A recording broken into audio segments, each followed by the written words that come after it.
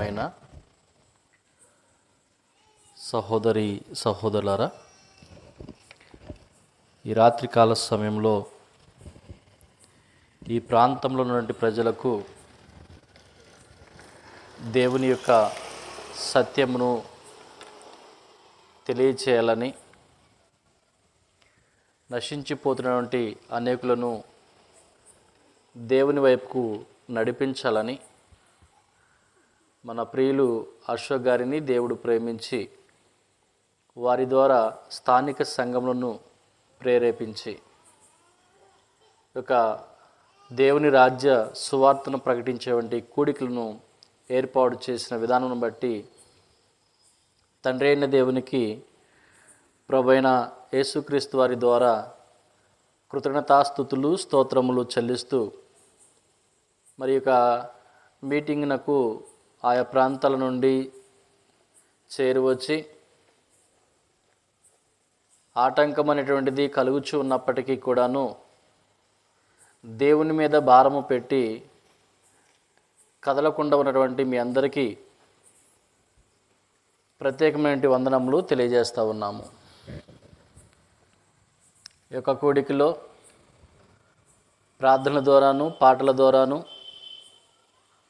మానవుడు ఎవరు అనేటువంటి అంశము ద్వారాను దేవుని మహిమపరిచి మనల్ని హెచ్చరిక చేసినటువంటి ప్రార్థించిన సహోదరులకు, పాటలతో దేవుని మహిమపరిచినటువంటి సహోదరుడికి, అలాగే వాక్యం అందించినటువంటి సహోదరుడికి కూడాను ప్రత్యేకమైన వందనములు తెలియజేస్తూ ఉన్నాము. ఈ సమయంలో నాకు ఇవ్వబడినటువంటి అంశము మానవుడు ఎందుకు సృష్టింపబడ్డాడు, మానవుడు ఎందుకు సృష్టింపబడ్డాడు అనేటువంటి అంశాన్ని నాకు ఇవ్వడం జరిగింది. దీని గురించి కొన్ని విషయాలు మనం దేవుని గ్రంథం నుండి తెలుసుకోవడానికి ప్రయత్నించుదాం, లేదా జ్ఞాపకం చేసుకోవడానికి ప్రయత్నించుదాం. మానవుడు ఎందుకు సృష్టింపబడ్డాడు అని ప్రశ్నించినప్పుడు సృష్టికర్తను గురించి తెలుసుకోవటానికి, దేనికండి? సృష్టికర్తను గురించి తెలుసుకోవటానికి సృష్టింపబడ్డాడు. నేటి సమాజంలో మనం ఎలా పుట్టాము అనేటువంటిది చాలా వరకు తెలియక బ్రతుకుతూ ఉన్నాం. చాలా వరకు మనం గమనించినట్లయితే మనం ఎలా సృష్టించబడ్డామో, మనం సృష్టించిన సృష్టికర్త ఎవరు అనేటువంటిది తెలియకే, స్వచ్ఛమైన వివరణ తెలియకే బ్రతుకుతున్నాం. మా ప్రాంతంలో చూసినప్పుడు కొంతమంది గోపయ్య అని పేరు పెట్టుకుంటూ ఉన్నారు. ఎందుకు అంటే వారి తల్లిదండ్రులకు చాలా కాలం పిల్లలు లేకపోతే గోపయ్య స్వామి దగ్గరికి వెళ్ళి మొక్కు ఉంటే గర్భం వచ్చిందని పుట్టినటువంటి ఆ బిడ్డకు గోపయ్య అనే పేరు పెట్టుకుంటున్నారు. అంటే ఆ బిడ్డను సృష్టించిన సృష్టికర్త ఎవరని వారి అభిప్రాయం? గోపయ్య అని. కొంతమంది గుడదల వెళితే అక్కడికి వెళ్ళిన తర్వాత గర్భం వచ్చిందని మరియదాసు అనే పేరు పెట్టుకుంటున్నారు పుట్టినటువంటి బిడ్డకు. మేరీ మాత దగ్గరికి వెళ్ళటం వలన, ఆ మేరీ మాత పుణ్యం వలన నాకు గర్భం వచ్చిందని పుట్టిన బిడ్డకు మరియదాసు అని, అదే స్త్రీ అయితే మరియా అని, మేరీ అని అలాగున్న పేర్లు పెట్టుకుంటూ ఉన్నారు. అంటే వారి యొక్క అభిప్రాయం ఏంటి? వారికి ఇచ్చిన బిడ్డలు మేరీ వలన లేదా మరియా వలన పుట్టారు అనేటువంటి అభిప్రాయం. ఇలాగున కొందరు కొన్ని పేర్లు పెట్టుకుంటూ ఈ పేరు ఎందుకు పెట్టారు అంటే దాని వెనుకున్నటువంటి వారి యొక్క ఆలోచన భావాలు తెలియజేస్తున్నారు. కాబట్టి మనం ఎందుకు సృష్టించబడ్డామో అని ప్రశ్నించినప్పుడు మన సృష్టికర్త అయినటువంటి దేవుడు ఎవరో తెలుసుకోవాలి. కీర్తన గ్రంథము 100వ అధ్యాయము, కీర్తన గ్రంథము 100వ అధ్యాయము 3వ వచనాన్ని మనం చదువుకుంటా ఉన్నాం. కీర్తన గ్రంథము 100వ అధ్యాయము 3వ వచనము.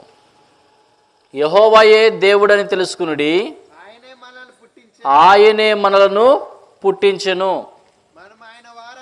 మనము ఆయన వారము, మనము ఆయన ప్రజలము, ఆయన మేపు గొర్రెలము. చాలండి. ఎవరు సృష్టికర్త? ఎవరండి? యెహోవాయే సృష్టికర్త. ఆయనే మనలను పుట్టించినటువంటిది.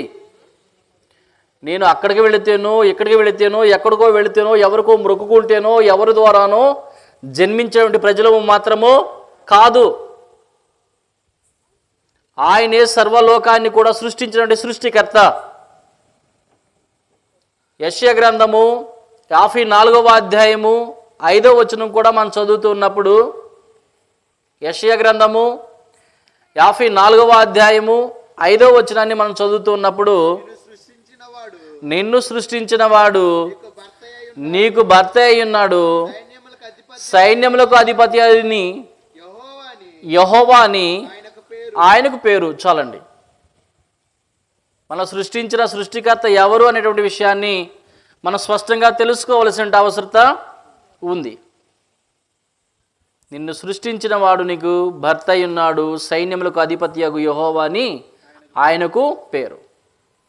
కాబట్టి మనలను ఎందుకు సృష్టించాడు అంటే సృష్టించిన సృష్టికర్త ఎవరో తెలుసుకోవాలని. ఇక ఆయన గూర్చి అనేక విషయాలు మనం తెలుసుకోవడానికి అవకాశం ఉంది. కానీ సమయాన్ని బట్టి మనం ముందుకు వెళ్ళిపోదాము. కొన్ని విషయాలు మాత్రమే మనం జ్ఞాపకం చేసుకుందాం. మనల్ని సృష్టించినటువంటి సృష్టికర్త అయినటువంటి దేవుడు సృష్టించి విడిచిపెట్టలేదండి. అది మనం తెలుసుకోవాలి. సృష్టించినటువంటి సృష్టికర్త అయినటువంటి దేవుడు మనల్ని సృష్టించి విడిచిపెట్టలేదు. మనం ఎక్కడ ఉన్నా ఏం చేస్తూ ఉన్నా ఆయన కన్నులు చూస్తూనే ఉన్నాయి. ప్రతి ఒక్కరిని చూస్తూ ఉన్నాయి. ఆ విషయాన్ని మనము గమనించవలసిన వారమై ఉన్నాము. సామెతల గ్రంథము 15వ అధ్యాయము 3వ వచనాన్ని మనం చదువుకుంటూ ఉన్నప్పుడు,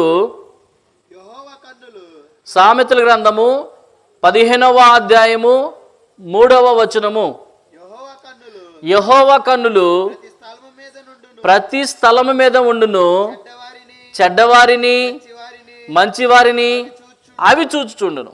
చాలండి. సృష్టించినటువంటి సృష్టికర్త ఏం చేస్తూ ఉన్నాడండి? అందరిని చూస్తూ ఉన్నాడు. ఎందుకు చూస్తూ ఉన్నాడు? ఎందుకు చూస్తూ ఉన్నాడు?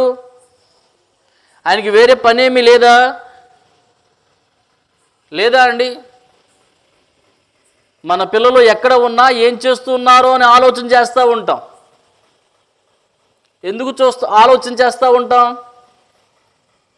ఎక్కడో చోట క్షేమంగానే ఉన్నారుగా, ఉద్యోగం చేసుకుంటూ ఉన్నారుగా, మంచి శాలరీ సంపాదించుకుంటున్నారుగా, మంచి బిల్డింగ్ కొనుక్కున్నారుగా, అయినప్పటికీ ఎందుకు వారి గురించి ఆలోచన చేస్తూ ఉంటాం? మనం కన్నాము కాబట్టి, మనం పెంచాము కాబట్టి, మన రక్తం కాబట్టి. అలాగే సృష్టికర్త అయిన దేవుడు కూడా తన పోలిక తన స్వరూపంలో మనం సృష్టించాడు కనుక మనం ఏం చేస్తున్నామో ఎక్కడున్నామో అన్నీ చూస్తూ ఉన్నాడు.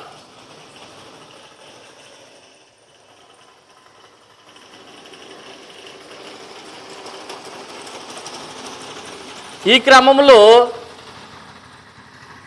దేవుడు ఈ సమయంలో మనందరం కూడా ఏం చేస్తూ ఉన్నాడు? ఏం చేస్తూ ఉన్నాడండి? చూస్తూ ఉన్నాడు. మంచిగా ప్రార్థనకు వచ్చారు కదా, వర్షం పడినా కూడా కదలకుండా ఉన్నారు కదా అని చెప్పి చూడకుండా ఉండటం లేదు. నిద్రపోతున్నారా? వింటున్నారా? వినేటప్పుడు లోకం గురించి ఆలోచన చేస్తున్నారా? చెప్పే వాక్యాన్ని గురించి ఆలోచన చేస్తున్నారా? దేవుడు చూస్తున్నాడు. దేవుడు ప్రతి హృదయాన్ని చూస్తున్నాడు. పైకి కనిపించే దేహాన్ని చూస్తున్నాడు. మనిషిలో ఉన్నటువంటి ఆత్మను కూడా చూస్తున్నాడు. నీ ఆలోచనలు చూస్తున్నాడు, నా యొక్క ఆలోచనలు చూస్తున్నాడు. ప్రతి దానిని చూస్తూ ఉన్నాడు. అది మనం తెలుసుకుంటే మనం చాలా జాగ్రత్తగా ఉంటాం.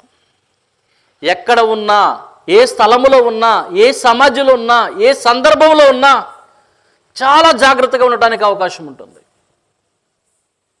కానీ మనం ఈ కొన్ని సందర్భాలలో దేవుడు నన్ను చూస్తున్నాడన్న సంగతి మర్చిపోయి మన ఇష్టానుసారంగా మాట్లాడటం, ఇష్టానుసారంగా ప్రవర్తించటం అనేటువంటివి చాలాసార్లు పొరపాటులు అనేవి జరుగుతూనే ఉన్నాయి.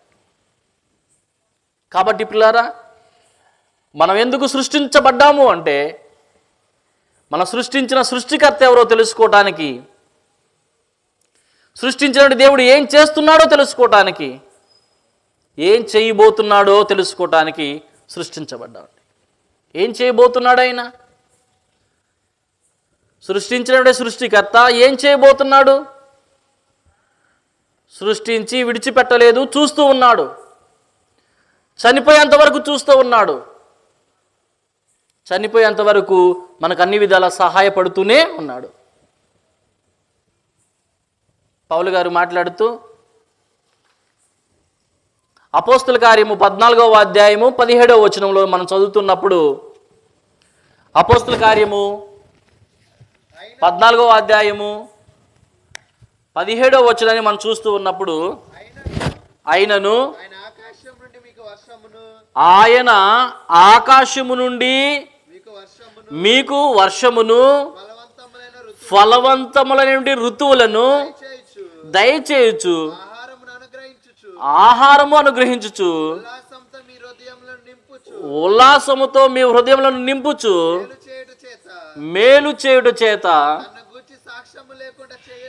తన్ను గూర్చి సాక్ష్యము లేకుండా చేయలేదని బిగ్గరగా చెప్పిరి. చాలండి. దేవుడు ఏం చేస్తా ఉన్నాడండి? ఏం చేస్తా ఉన్నాడు? నిన్ను సృష్టించిన సృష్టికర్తను గూర్చి నీవు తెలుసుకోవాల్సిన అవసరత ఎంతైనా ఉంది. నన్ను సృష్టించిన సృష్టికర్త గురించి నేను తెలుసుకోవాల్సిన అవసరత ఎంతైనా ఉంది. ఋతువులను కలుగు చేస్తూ ఉన్నాడండి. వేటిని? ఋతువులను. వర్షాకాలము, ఎండాకాలము, చలికాలము అనేటువంటి ఋతువులను ఆయన కలుగు చేస్తూ, ఏ ఋతువులో ఏమి అవసరం అవుతుందో ఆ ఫలంలో మనకు అనుగ్రహిస్తూ మన యొక్క హృదయాలను ఉల్లాసముతో, సంతోషముతో ఆనందింపచేస్తూ ఉన్నాడండి. పంటలు పండుతుంటే బాగున్నాయి అని తింటూ ఉన్నాం, కానీ ఇవి ఎలా కలిగినాయి? ఈ ఇంటిలోనికి రుచి ఎలా వచ్చింది? ఎవరు నింపారు? మామిడి పండు చూసినప్పుడు తినడానికి రుచిగా ఉంది, తింటా ఉన్నాం. ఈ పండును ఎవరు పుట్టించారు? ఎందుకు పుట్టించాడు? ఇందులోనికి రుచిదనాన్ని ఎవరు కలిగజేశారు? ఆలోచన చేసామా? అనేక రకాలైన ఫలములను మనం తింటూ ఉన్నప్పుడు వాటిలో ఒక్కొక్క ఫలానికి ఒక్కొక్క రుచిదనము దేవుడు కలుగు చేస్తే వాటన్నిటిని అనుభవిస్తూ ఉన్నాము. కానీ వీటన్నిటిని ఎవరు పుట్టించారు? ఎందుకు పుట్టించాడు? నిన్ను సృష్టించిన సృష్టికర్త నీ దేహానికి కావలసిన ఆరోగ్యం కోసము ఆ ఫలంలో అనుగ్రహించాడు. తిని నువ్వు ఆరోగ్యంగా ఉండాలని, బలవంతంగా ఉండాలని దేవుడు వీటన్నిటి కలుగు చేశాడు. ఆ సృష్టికర్తను గురించి మనం తెలుసుకోవాలి. వీటన్నిటిని అనుగ్రహించిన తర్వాత దేవుడు మనల్ని ఎలా ఉండమని కోరుకున్నాడు? పుట్టించటానికి, పుట్టిన తర్వాత ఇలాంటి ఫలాలు మనకు అనుగ్రహించటానికి, ఋతువులను అనుగ్రహించటానికి, వీటన్నిటి వెనక ఉన్నటువంటి ఆయనకు ఆలోచన ఏంటి అంటే, నిన్ను పుట్టించక ముందే, నన్ను పుట్టించక ముందే, మనలందరినీ పుట్టించక ముందే ఆయన ఒక ప్రణాళిక కలిగి ఉన్నాడు. ఏమిటి ఆ ప్రణాళిక? ఎఫెసీయులకు రాసిన పత్రిక 1వ అధ్యాయము, ఎఫెసీయులకు రాసిన పత్రిక 1వ అధ్యాయము 6వ వచనాన్ని మనం చదువుకుందాం. ఎట్లనగా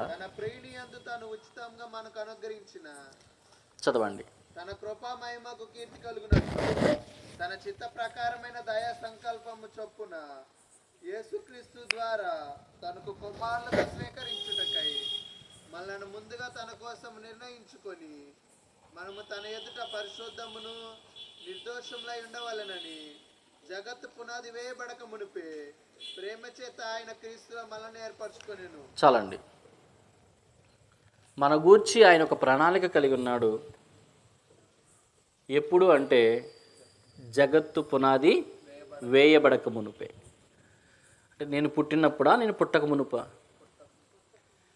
లోకము పుట్టినప్పుడా, లోకము పుట్టక మునుపా?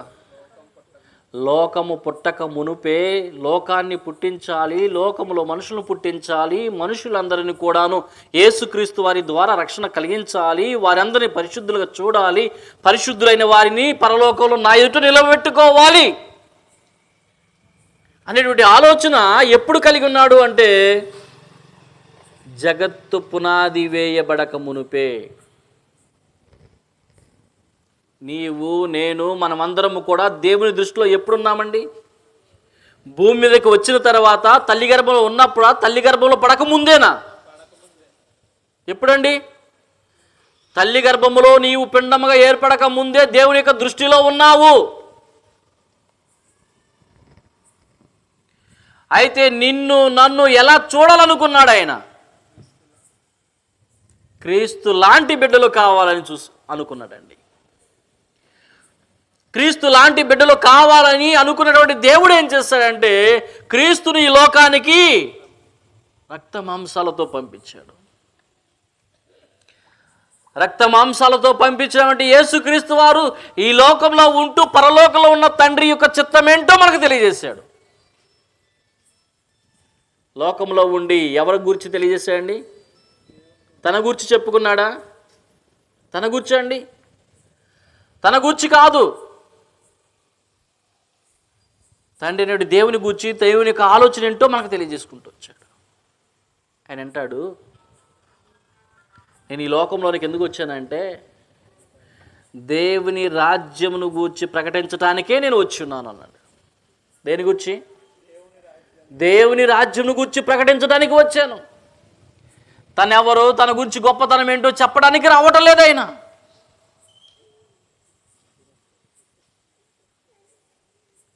ఒక వ్యక్తి పరిశుద్ధుడు కావాలి అంటే దేవుని రాజ్యంలో చేర్చబడాలి. ఒక వ్యక్తి పరలోకం చేరాలంటే దేవుని రాజ్యంలో చేర్చబడాలి. ఆ విషయాలు చెప్పడానికి ఆయన వచ్చాడు. వచ్చినటువంటి ఆయనను మనం గుర్తించి ఆయన పోలి జీవించడానికి ఆయన మన కోసం ఏం చేశాడో తెలుసుకోవాల్సిన అవసరత ఎంతైనా ఉంది. మనం ఎందుకు పుట్టాము అంటే క్రీస్తును పోలి జీవించడానికి పుట్టాము. ఎవరిని పోలండి? క్రీస్తును పోలి జీవించడానికి పుట్టాము.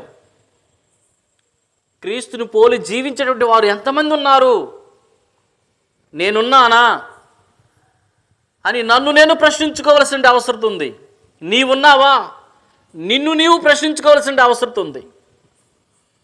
ఇలాగ ప్రతి ఒక్కరు కూడా ఎవరిని వారే ప్రశ్నించుకుంటూ జీవించవలసిన అవసరత ప్రతి దినము ఉంది,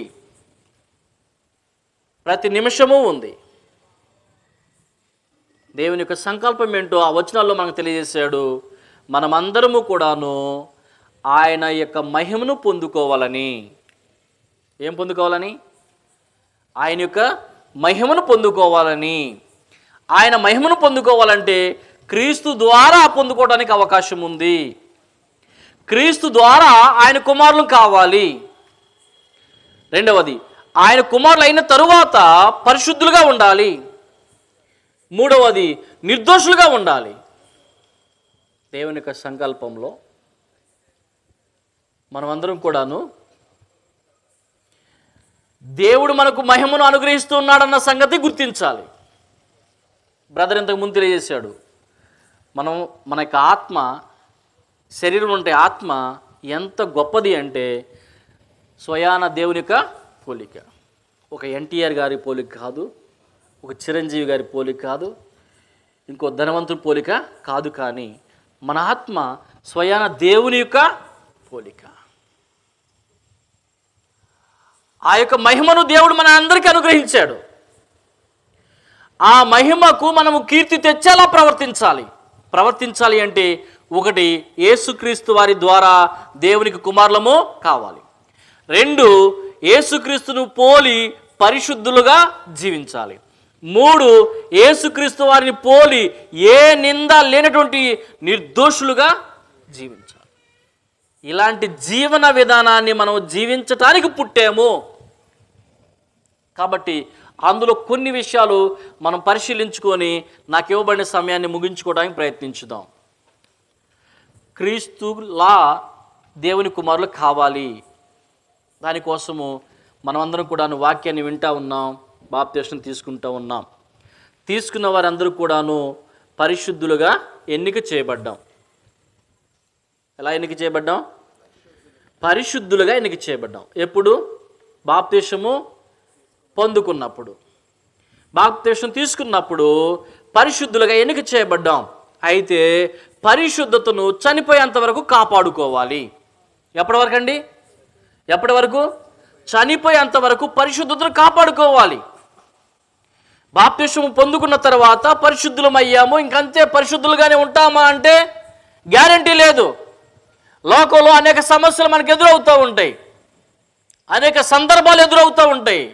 ఇలాంటి సమస్యలలో, సందర్భాలలో మనం పరిశుద్ధతను పక్కన పెట్టేసి లోకస్తుల వల్లే ప్రవర్తిస్తూ ఉంటాం. అది జాగ్రత్తగా కాపాడుకోవాలి. పౌలు గారు ఎఫెసులో ఉన్న వారితో మాట్లాడుతూ పరిశుద్ధులకు ఉండవలసిన లక్షణం ఏంటో తెలియజేశాడండి. ఎవరికి ఉండవలసిన లక్షణము? పరిశుద్ధులకు ఉండవలసినటువంటి లక్షణము. ఎఫెసులకు రాసిన పత్రిక 5వ అధ్యాయము 3వ వచనము 4వ వచనం చదువుకుందామండి. మీలో జారత్వమే గాని, ఏ విధమైన అపవిత్రతయే గాని, లోభత్వమే గాని వీటి పేరైనను ఎత్తకూడదు. ఇదే పరిశుద్ధులకు తగినది. చదవండి. కృతజ్ఞతా వచనమే మీరు ఉచ్చరింపవలెను గాని, మీరు అనగా పరిశుద్ధులు బూతులైనను, పోకిరి మాటలైనను, సరసోక్తులైనను ఉచ్చరింపకూడదు, ఇవి మీకు తగవు అన్నాడండి. చాలండి. ఎన్ని విషయాలు చెప్పాడండి? చదువుకున్నాం కదా, ఎన్ని విషయాలు చెప్పాడు? పరిశుద్ధులకు ఉండవలసినటువంటి లక్షణాల గురించి ఎన్ని విషయాలు చెప్పాడు? 6 విషయాలు చెప్పాడండి. 1 జారత్వము, 2 అపవిత్రత, 3 లోభత్వము, 4 సరసూక్తులు, 5 పోకిరి మాటలు, 6 బూతులు. ఇవి మీ నోటికి కూడా రాకూడదు అన్నాడండి. వేటికి రాకూడదు? జారత్వము నేను చేయని అవసరం లేదు, చేసిన వారి గురించి చెప్పుకున్నా అపవిత్రునైపోతున్నాను, పరిశుద్ధతను కోల్పోతున్నాను. నా ప్రక్క వారు ఏదో చేశారు, అది నా కంట పడింది, దాని గురించి నేను మీతో చెప్పాను అనుకోండి, నేను పరిశుద్ధుడినా అపవిత్రుడినా? అపవిత్రుడును. కాబట్టి ఆ వచనాన్ని నా నోటి గుండా వచించకూడదా? వచించవచ్చు. ఎప్పుడు అంటే ఆ వ్యక్తి ఉన్నప్పుడు, తప్పు చేసిన వ్యక్తి ఉన్నప్పుడు, ఇదిగో నువ్వు ఇలా చేసావు, ఇది కరెక్ట్ కాదు, దీనివల్ల నీకు ఆత్మీయ జీవితం నశించిపోతుంది, నీ ఆత్మ బలహీనమైపోతుంది, జబ్బు పడిపోతుంది, ఆ వ్యక్తి ఉన్నప్పుడు మాత్రమే చెప్పాలి. ఆ వ్యక్తిని గురించి మరొక వ్యక్తితో చెప్పకూడదు. యేషోబు గారు మరియ గారిని ప్రదానం చేసుకున్నాడు, అవునండి? యేషోబు గారు ఎవరిని చేసుకున్నాడు? ఏం చేసుకున్నాడు? ప్రదానం చేసుకున్నాడు. వీరు ఏకము కాకమునుపే ఆమెకు గర్భం వచ్చేసింది. ఈయనకి తెలియదు పరిశుద్ధాత్మ వల్ల వచ్చిన సంగతి. తెలియక ఎక్కడో పొరపాటు జరిగింది అనుకొని ఆయన ఏం చేశాడంటే ఆమెను అవమానపరచనొల్లక రహస్యముగా వెళ్ళిపోవాలనుకున్నాడు. ఎవరితో చెప్పాడు ఆయన? ఎవరితో చెప్పలా? ఎందుకు చెప్పలేదు? ఎదుటి వారి లోపాలను గూర్చి బయట ఉచ్చరించకూడదు. ఒకవేళ ఉచ్చరించితే ఆ వ్యక్తి అతనితో సహవాసం చేస్తూ ఉంటే ఇతను కూడా అలా నేర్చుకుంటాడేమో అన్న ఉద్దేశంతో ఇద్దరు దగ్గర ఉన్నప్పుడు హెచ్చరించాలి. యేసుప్రభువు చెప్పిన మాట ఏంటంటే, నీ సహోదరుడు నీ ఎలా తప్పు చేసినప్పుడు, నువ్వు ఒంటరిగా ఉన్నప్పుడు గద్దించు, వినలేదు. ఇద్దరు ముగ్గురుగా వెళ్ళి గద్దించు, వినలేదు. అప్పుడు సంఘంగా వెళ్ళి గద్దించు. ఈ వ్యక్తి ఇదిగో ఇది తప్పు చేశాడు. ఆ వ్యక్తి ఉన్నప్పుడా లేనప్పుడా? ఉన్నప్పుడు. ఆ వ్యక్తి లేకుండా మనం చేస్తే మనం అపవిత్రులైపోతున్నాం. తప్పు చేసిన వ్యక్తి లేకుండా తన తప్పు గురించి మనం మాట్లాడుకుంటే మనలో ఉన్న పరిశుద్ధతను పోగొట్టుకుంటున్నాం. నువ్వు తప్పు చేయని అవసరంలా, చేసిన తప్పును వెల్లడి చేసిన పాపమే. యెషయా గ్రంథకర్త మాట్లాడుతూ అంటాడు, బండి మోగులతో పాపము లాగుకొని వారికి శ్రమ అన్నాడండి. దేనితో? బండి మోగులతో. భక్తిహీనతను త్రాళ్లతో దోషము లాగుకొని వారికి శ్రమ అన్నాడు. భక్తిహీనతను త్రాళ్ళు అన్నాడు. ఏంటి త్రాళ్ళు? మాటలు, అపవిత్రమైన మాటలు. కాబట్టి పిల్లారా, మనం బాప్తిస్మము పొందుకున్నప్పుడు పరిశుద్ధులుగా ఉన్నాము. పరిశుద్ధులు అంటే మన జీవితాన్ని లోకంలో జీవిస్తున్నప్పుడు అపవిత్రత అంటకుండా కాపాడుకోవలసిన బాధ్యత ఉంది. మనం ఎందుకు పుట్టాము? ఈ లోకాన్ని విడిచిన తర్వాత దేవుని ఎదుట పరిశుద్ధులుగా, నిర్దోషులుగా నిలవబడటానికి పుట్టాము. కాబట్టి మన పరిశుద్ధతను కాపాడుకునే విషయంలో ఎదుటి వారి లోపాల గురించి మనము ఎత్తకూడదు. జారత్వమే కానీ, లోభత్వమే కానీ అన్నాడండి. లోభత్వం అంటే పిసినారితనము, ధనాపేక్ష, ధనము గురించి మాట్లాడుట. అక్రమైన సంపాదన నేటి దినాల్లో చాలామంది పోగేసుకున్నారు. మన నోటి కూడా పలకొచ్చా? పలకొచ్చా అండి? పలకకూడదు. పలుకుతున్నావంటే నీ హృదయంలో అది చేర్చబడింది. హృదయంలో అది చేర్చబడింది కనుకే నువ్వు చెప్పగలుగుతున్నావు. నీ హృదయంలో అది చేర్చబడినప్పుడు నీ హృదయాన్ని ఏమవుతుంది? అది పాడు చేస్తుంది. హెబ్రీ గ్రంథకర్త మాట్లాడుతూ, చేదైన వేరు ఏదైనా మొలచి అనేకులను కలవరపరచును. వాళ్ళు అట్ట సంపాదించారంట, నిన్న వచ్చిన ఓట్లు డబ్బులన్నీ పంచకుండా దాచుకున్నారంట అని చెప్పుకున్నాం అనుకోండి. అంటే నా హృదయంలో ఏముంది? ఆ సంగతులు ఉన్నాయి. ఆ సంగతి నన్ను ఏం చేస్తుంది? హృదయంలో ఉంటే ఆ సంగతి ఏం చేస్తుంది? నాకు ఆలోచన అంతా మార్చివేస్తుంది, విన్న వాక్యాన్ని మర్చిపోయేలా చేస్తుంది. ఇలాగ నేనేమవుతున్నానంటే పరిశుద్ధుడైన నా జీవితాన్ని అపవిత్రం చేసుకుంటున్నాను. కాబట్టి పౌలు గారు ఎఫెసీలో ఉన్న వారితో మాట్లాడుతూ, జారత్వము కానీ, లోభత్వము కానీ, ఏ విధమైన అపవిత్రత గూర్చి మీ నోటికి రానివ్వకండి. దేహంతో చేయటమే కాదు, నోటికి కూడా రానికూడదు.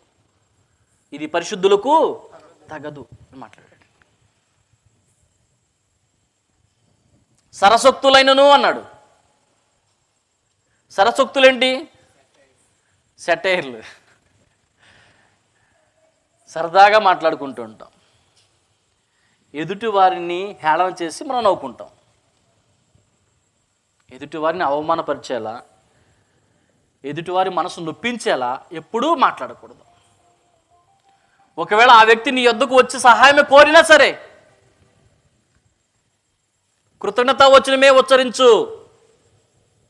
నీ యొద్దకు వచ్చాడు కదా, చెయ్యి చాచాడు కదా అని చెప్పేసి అతను చులకనగా మాట్లాడకు.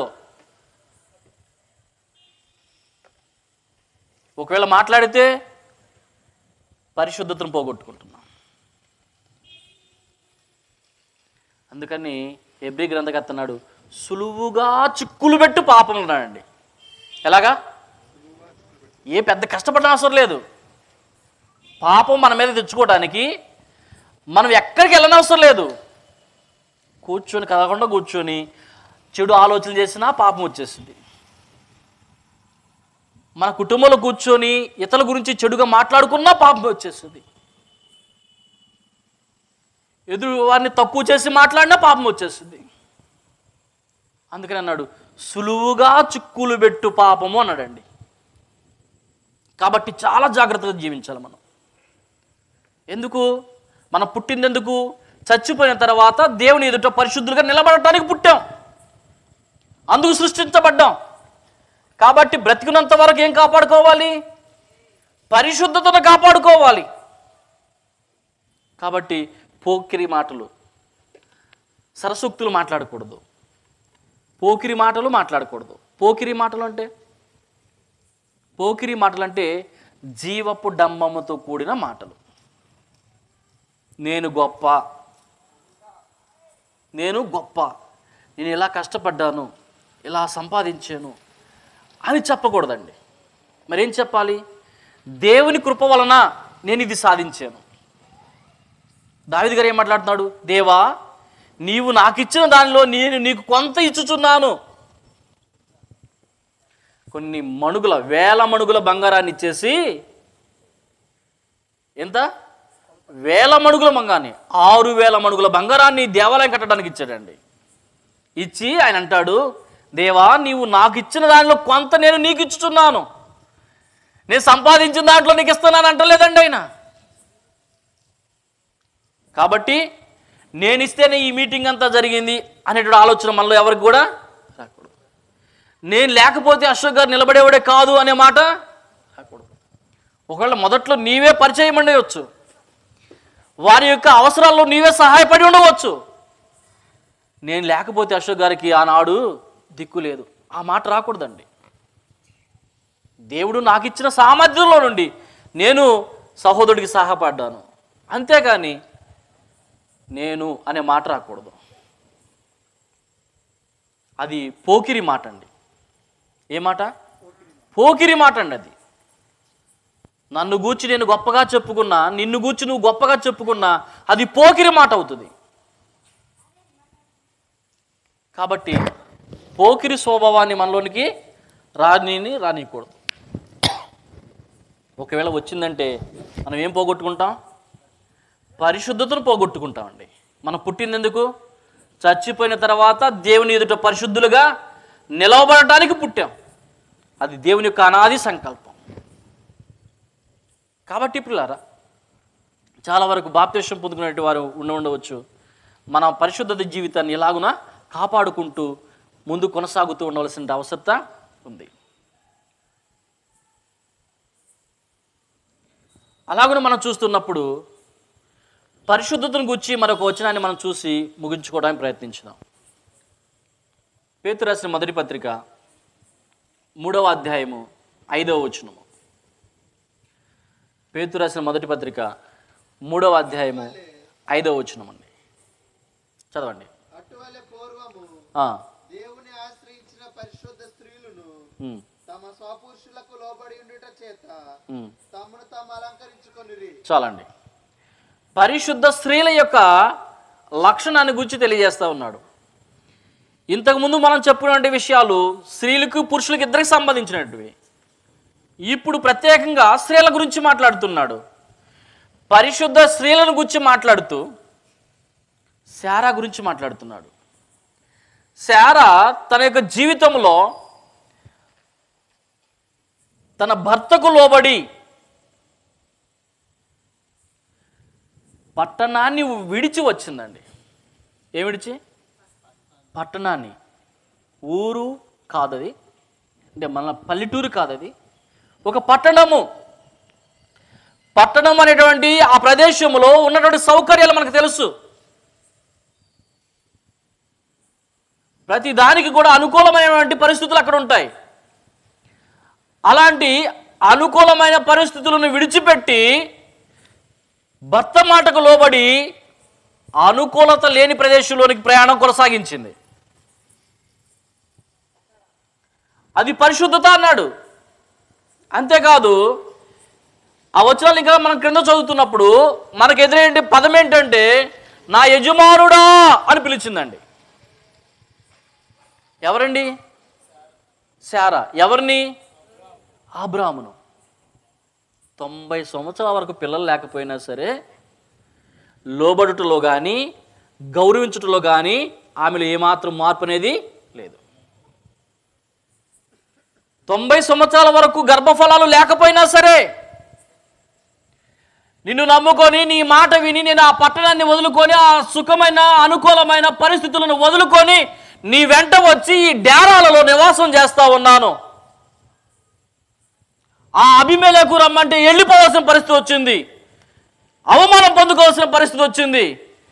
నీ మాటకు లోబడి జీవిస్తే నాకేం లభించింది? ఘనత వచ్చిందా? అవమానం వచ్చిందా? ఎప్పుడైనా ఎదురు తిరిగి మాట్లాడిందా? ఈ డేరాలో నివాసం చేస్తూ ఉంటే ఎండకు చెమట, పండుకోవడానికి కింద సరైన పరిస్థితి లేదు. నీ మాట వింటే నాకేం లభించింది? సుఖం దొక్కిందా? సౌఖ్యం దొక్కిందా? ఏమి లభించింది? సమాజంలో ఘనత వచ్చిందా? ఏమీ రాలేదే అని ఎప్పుడు కూడా తిరస్కరించి మాట్లాడలేదండి. నా యజమానుడా అని పిలిచింది. అన్ని విషయాలలో ఆయనకు లోబడి జీవించింది. పరిశుద్ధత అలా ఉండాలి. శరీరానికి ధరించుకునే వాటి గురించి ఆలోచన చేయటం కాదు పరిశుద్ధత అంటే. 1వ వచనం నుండి మనం చదువుతున్నప్పుడు సాధువైన మృదువైన గుణమును అక్షయాలంకారము ధరించుకొని అన్నాడండి. ఏం ధరించుకోవాలట? పరిశుద్ధులకు ఉండవలసిన లక్షణం ఏంటి? శరీరానికి శుభ్రంగా ఉండటం మాత్రమేనా? శరీరానికి విలువైన ఆభరణాలు ధరించుకోవటం మాత్రమేనా? వాటి మీద కాదు మనసు ఉండవలసింది. నా గుణానికి సాధువు, సాధువు అనగా పసిపిల్లల యొక్క స్వభావము. పసిపిల్లలను అనగా పాలు తాగేటువంటి పిల్లలను తిడితే తిడతారా అండి? తిడతారా? యేసుప్రభుని తిడితే తిట్టాడా? పౌలు గారిని తిడితే తిట్టాడా? స్టెఫను గారిని తిడితే తిట్టాడా? కొడితే తిరిగి కొట్టాడా? పౌలు గారు కానీ, స్టెఫను కానీ, పేతురు కానీ, యోహాను కానీ, యేసుప్రభువారు కానీ తిట్టిన వారిని తిట్టలేదు, కొట్టిన వారిని కొట్టలేదు. చిన్నపిల్లలు కూడా కొడితే కొట్టరు, తిడితే తిట్టరు. ఆ గుణాన్ని ధరించుకోవాలి అన్నాడు. దాన్ని సాధువైన అన్నాడు. ఏమన్నాడు? సాధువైన, మృదువైన. రెండవది ఏంటి? మృదువైన. మృదువు అనగా ఓర్పు, సహనము. మృదువు అనగా ఓర్పు, సహనము. మనకు ఎన్ని అవమానాలు కలిగినా, ఎన్ని నష్టాలు కలిగినా, ఎన్ని దెబ్బలు తగిలినా యేసుప్రభువారు సహించిన రీతిగా, స్టెఫను సహించిన రీతిగా, పౌలు సహించిన రీతిగా, శిష్యులు సహించిన రీతిగా, చిన్నపిల్లలు సహించిన రీతిగా మనము కూడా సహించేటువంటి గుణము కలిగి ఉండాలి. ఇది పరిశుద్ధులకు ఉండవలసినటువంటి లక్షణము. ఇలా ఉండటానికి దేవుడు మనల్ని పుట్టించాడు. కాబట్టి అలాగన మనం జీవించగలిగితే ఈ లోకం విడిచిన తర్వాత దేవుని ఎదుట నిలబడేటువంటి అర్హతను మనం కలిగి ఉంటాము. కనుక పుల్లారా, దేవుడు మానవులను ఎందుకు సృష్టించాడు అంటే సృష్టించిన దేవుని గూర్చి తెలుసుకోవాలని. సృష్టించిన దేవుడు ఎవరో తెలుసుకోవాలి, ఆయన ఏం చేస్తున్నాడో తెలుసుకోవాలి, ఆయన సంకల్పం ఏంటో తెలుసుకోవాలి, ఆ క్రమంలో జీవించాలి. ఆ క్రమంలో జీవించి చనిపోయిన మరలా దేవుని పిల్లలమైన మనమందరము దేవుని ఎదుట నిలబడి ఆయన యొక్క మహిమను పొందుకునే వారిగా ఉండాలని సృష్టించబడ్డాం. ఈ క్రమంలో మరి అనేక విషయాలు మరి స్థానిక సువార్థికులు మీకు ఎన్నో చెప్పే ఉంటారు. అయితే నేనేదో కొన్ని జ్ఞాపకం చేశాను అంతే. కాబట్టి ఇప్పటి వరకు శ్రద్ధగా ఉన్నటువంటి మీ అందరికీ నాకు అవకాశం కల్పించినటువంటి స్థానిక సంఘమునకు అశోక్ గారికి ప్రత్యేకమైన వందనములు తెలియజేస్తూ ఈ మాటలు ముగిస్తూ ఉన్నాము.